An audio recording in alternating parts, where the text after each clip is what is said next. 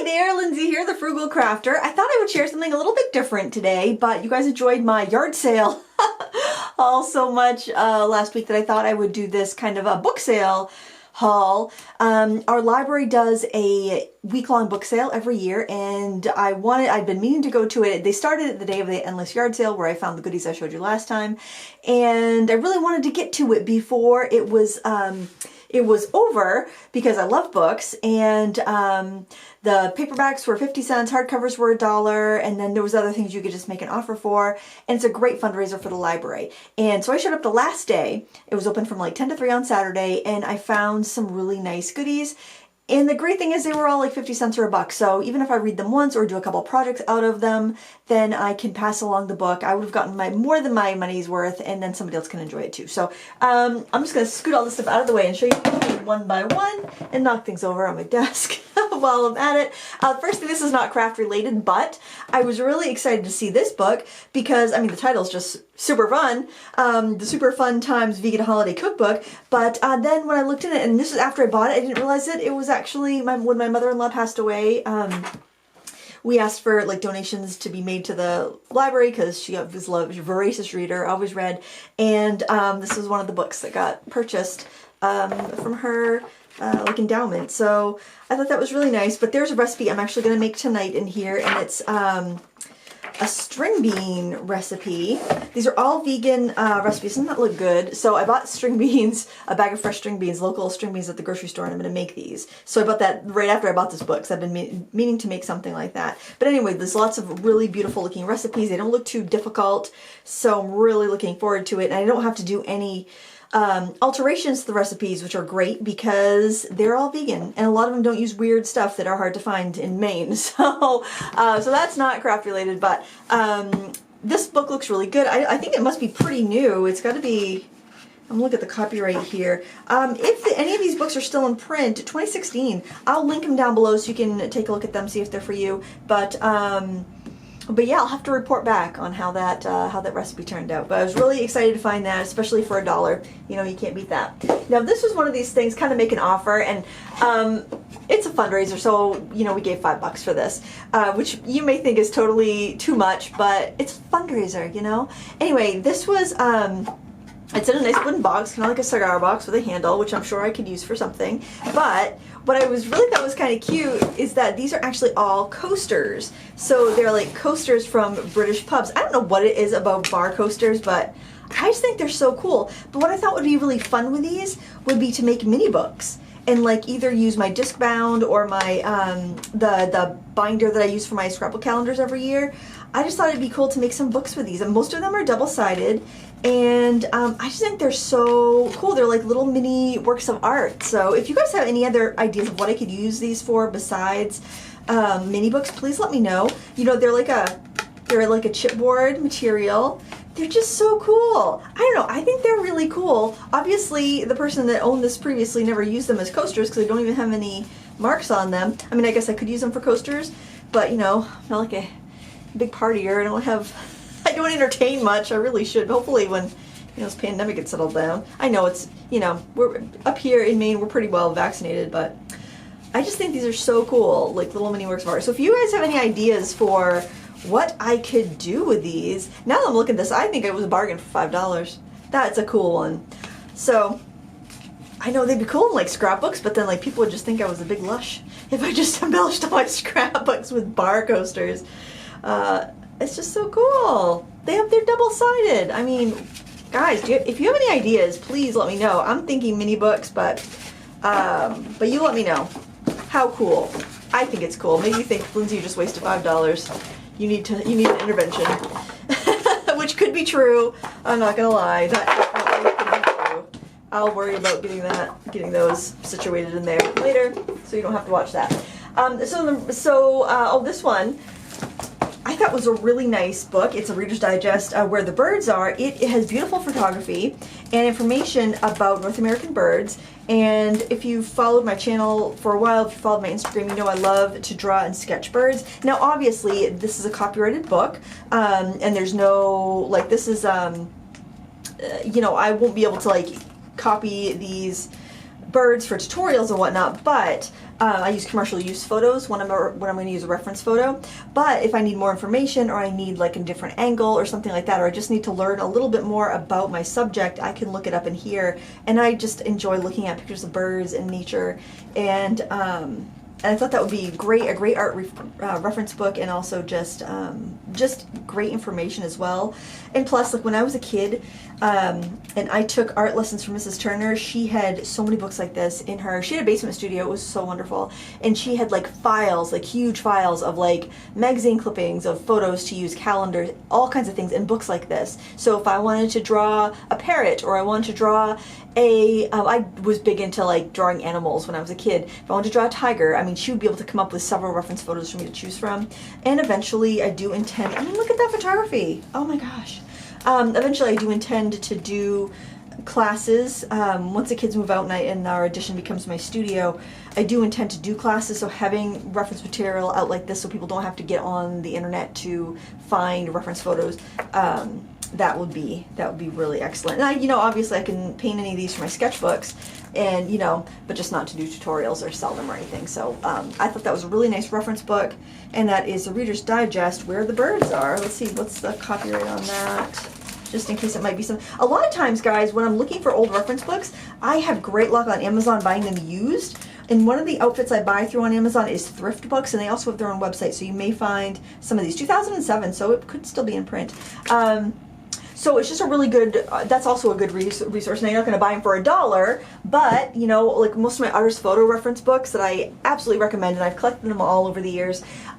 The most I paid was $25 for one. It was a Songbirds one, but most of them I got for about $4, maybe $10 with like shipping and stuff, because books cost money to ship. But and they're sold by third-party people. But yeah, that's a great way to collect those. I'm going to zoom in just a little bit more, I think. Hopefully I can keep myself in frame. I don't know, my mat is just so crooked. I'm like noticing the last couple of videos, I'm like, what do I have this sideways? Either the mat, but the camera's a little crooked and the mat's a little crooked. It's throwing the whole world off. But anyway, so this one, now the examples in here will look a little dated probably, because they're just kind of plain. They kind of remind me of late 90s, early 2000s scrapbooking, but I like those very simple designs. They're very graphic, and I think that I can take some of these base projects, and there's even some three-dimensional ones, but make them a little more modern with more modern supplies. And kind of like, I love that little, it's almost like an iris, but it's like a folded out iris. And it's almost like this is almost like a cross between origami and quilting. And I thought this would be really fun just to do in more of a modern fashion, and using the things that I have and kind of playing with it. I've done some of these designs before. I actually don't think, I think a lot of these are kind of like traditional quilting designs. I don't quilt. I have done a couple quilts, but I just don't have the patience for it, and 1/4 inch seams and me don't agree. But I just like some of these ideas, and I think that I could take bits and pieces and use them in some projects. And even if I only do a project or two, or even if I only sit outside with a cup of tea and read it once and then pass it along, that's worth 50 cents in my opinion, and that's what I paid for this book. So, I mean, just some neat things. Neat designs that I just wouldn't come up with on my own, and I just thought it was kind of neat. Now, this may be, again, like I will look for these. I will list these books in the video description, and I'll see if I can find them used if they're not in print anymore, in case there's anything that you really like. Now, this next one I almost didn't get, because I'm like, I don't know if I'd actually ever send any cards like this, because they're greeting cards and they kind of have some sassy, snarky greetings in them. But I have a few friends that I know would take it in the loving manner that they were intended. They're just kind of funny, and again, it's one of those, it was 50 cents, even if I only read it once and pass it along, I think it's worth it. This was published in 2007, so it's probably out of print, but there's just neat ideas. Obviously, the papers and things that are in here wouldn't be available anymore, because things are like fast fashion in the craft world, I swear to God.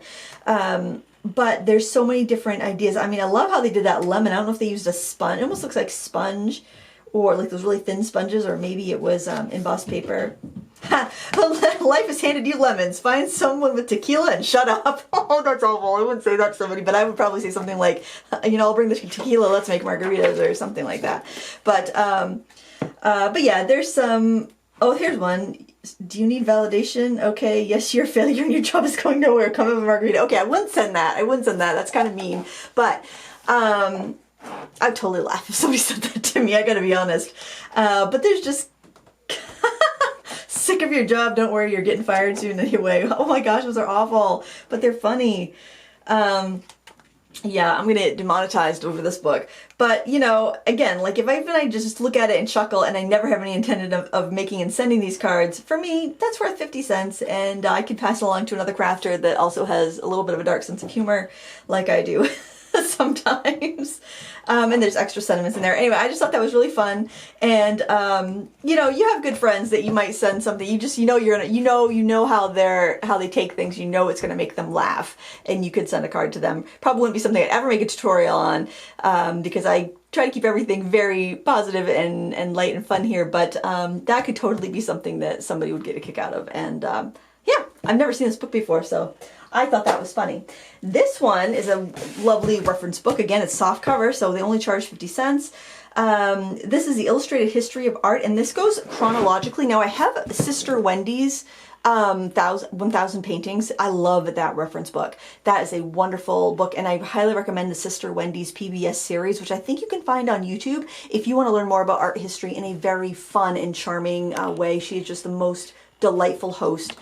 She's a nun, and she just breaks down art history in such a enjoyable and digestible manner. I'll try to remember to link that down below because I'm pretty sure there's a playlist on the PBS YouTube channel that's got all of them. It's a delightful series, highly recommend it. And back in the day, I used to teach art history at the Hammond Street Senior Center, and I watched Sister Wendy's series because I really wasn't qualified to teach art history, so I needed that. That background, and I mean, she just makes everything so digestible. But anyway, this one is more of a chronological history of art, which I find to be also very fascinating. And I just love stuff like this. It's so neat to see the shoulders that we stand on as artists, and everything that we're doing today is because of the people that came before us and paved the way with their techniques and discovered different medias and made different materials. So we owe a great debt to the past. And the best way to honor that debt is to appreciate their art and see where they came from and see what they did with what they had. I mean, you think about all the things we have at our disposal today and what they had back then. I mean, it's incredible, and you can see where the parts of the world are, where the movements happened, and it's just I think it's just really fascinating. I haven't really looked through this book much, but I'm really looking forward to it. I like to learn. There's always more to learn, and you forget things, and it's always good to refresh. So yeah, I thought that was a really great buy, and for 50 cents, how could you go wrong? I mean, I don't foresee this is the type of book I'm going to read and then pass along. This is like the one that, you know, you flip through every once in a while, goes back on the shelf, and then you need some inspiration, you pick it up again. Anyway, oh, I can look at the, I would recommend the Sister Wendy book over this just because she's so charismatic and charming and it's so easy she's so easy to read. Whereas I don't know how easy this is to read because I haven't read it. I've looked at the pictures, guys. Okay, let's be frank. I've looked at the pictures. I haven't read a darn thing in this book. Reprint. Oh, this has been first published in 1981, reprinted in 1986 and 1991. Then published in 2000, 2004, 2005. So yeah, this looks like something that they reprint frequently. Oh, I got some ink on my fingernail. So there's the Illustrated History of Art. So there's a good chance that this is still available. All right, the next three are actually published by Paper Crafts Magazine, which was one of my favorite card making magazines before they went out of business. I love Paper Crafts for their very poppy, modern style, but it still had enough technique to keep you interested. It was I've always cherished when their magazine hit my mailbox, and their photography was so nice. So even if I decide not to do any of these projects, just the joy of looking through this book would be delightful. And in fact, I think one of these books I passed by at BAM bookstore because they have their used, at least in Bangor, I don't know about other places, but sometimes they have used books put in with the regular books, with the new books. And I passed up one of these. It was only $5 and I regretted it because I'm like, oh, that would have been just nice to sit by the fire because this was wintertime and I was out Christmas shopping. So I'm like, I can't buy myself something. I'm Christmas shopping. And I'm like, oh, that would have been nice to sit by the fire with a glass of wine and just flip through these cards from days gone by. And by days gone by, I mean probably like about 5 years ago. Let's see, when was this published? It was published in 2010. And I like the style. I think sometimes when you first get into a type of crafting, now 2010, were they still in? I'm just wondering if they were still publishing at that point because they've been gone for quite a while. Scrapbook, etc. That book too has been gone for a while. I really like that one. And so this might have come out after the magazine was done. I'm not sure. But anyways, just so many like you could do that. You don't need any special supplies for that. Any alphabet stamp, crepe paper or felt. I mean, sewing machine, punches. I probably have that stamp. I don't know. I probably have a lot of these stamps though, guys. You know, obviously paper has come and gone, but if an idea is strong, a designer's strong, and generally in paper crafts, their designs were really strong. They were, I mean, that was a hard magazine to get into. I think I got one thing in once and that was it. And I submitted stuff so much to this magazine. And, you know, hey, I don't want to be a part of a club that will have me as a member. so yeah, I love these. I love these cards. They were just so very strong. And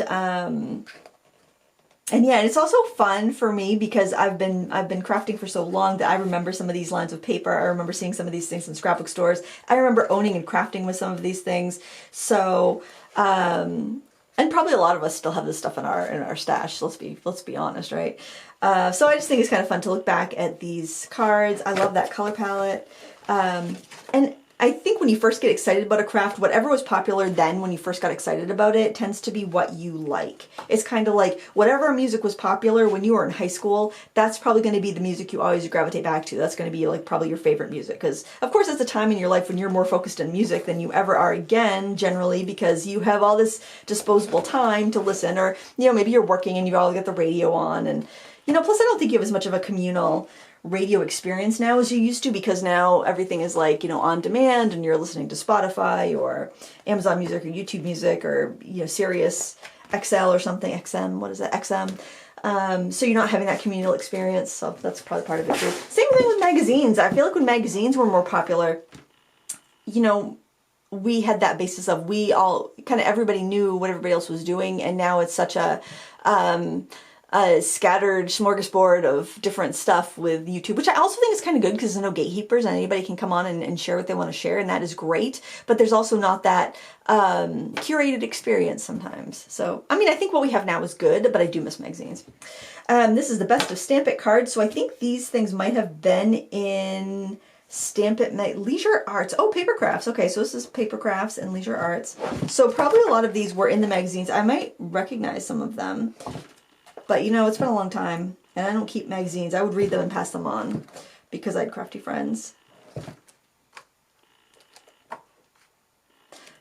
Yeah, these are nice. I mean, they're kind of simple, but, oh, that's pretty. I like that. That's really cute. Yeah, they're kind of simple, but, you know, you need that quick card. I don't know. I just like them. I don't know what it is. I think the photography is part of it, and, oh my gosh, I have that stamp. That's from Ink Boutique, who's no longer in business. But, oh yeah, Susan Stringfellow. Yeah, she was on their design team. I like her work. Oh, it's going to be fun to see the names of people that I haven't seen in a while. Some of them obviously have moved over to YouTube, and some have started their own companies, their own stamp companies. Like Kim Hughes, I think she started the Paper Smooches stamp company. I love those colors. That's so bright and fun. I think what I liked is the clean, lighthearted, cheerful designs of the paper crafts cards. Ooh, some nice Christmas ones too. I always go simple on Christmas cards if I get around to sending them because, you know, you have to make so many. So, oh, that's going to be fun. That's going to be fun to look through. And then the last one is the Big Book of Holiday Paper Crafts. And someone else was thrifty because I paid 25 cents for this. It's soft cover. Someone else got it at Martin's for $4.99 before me. So, oh, we're frugal in Maine. We are very frugal. So, oh yeah, oh, you know what? This goes through holidays. So it's Valentine's Day and Easter. patriotic holidays, Halloween. Oh, nice. Lots of fun things. Definitely stuff. And you can always take an old idea and put a new spin on it with new products. So, oh, somebody said with the pages folded down, I can see what other people are planning on doing. Oh, I can be nosy. Isn't it fun? I want some gift ideas too. Well, there you have it. That is my Crafty Book Haul. I did buy some other books too, just for reading. Reading books. I got some reading books, guys. So I'm gonna be a busy lady. I like to read. I like to sit on the balcony and read. I've been better at it lately. I've been better at just kind of stepping away, taking a break and reading, which is good. I hope nobody was offended by the Get Real greetings. I probably should save that one to the end, so where only the diehards are still sticking around and watching. But yeah, let me know if you have any ideas for the coasters, because I think that there's a lot of potential here. There's got to be more to do than the mini books. So, and I'm sure you guys have a million ideas. So please share. Look at that one. It's like an Australian continent. An Australian continent. I think. It could be wrong. It could be like, you know, it could be some other island off the coast of Europe or something, and like, how come you don't know that's Ireland or something? Oh, geography was not my best class. There you have it, guys. I need to go make some green beans. I'm very excited for the recipe. My husband's excited for the peanut butter cup recipe. I'll have to try that too, because it's been a long time since I had a peanut butter cup. I did have some vegan donuts this weekend, which was very exciting. But anyway, that's that. I hope you enjoyed it. And if you found some gems that you want to share in the comments below, then please do. If you got some thrifty book recommendations or book recommendations in general that have lots of good projects that we should all check out, let us know. Thanks for watching. Until next time, happy crafting!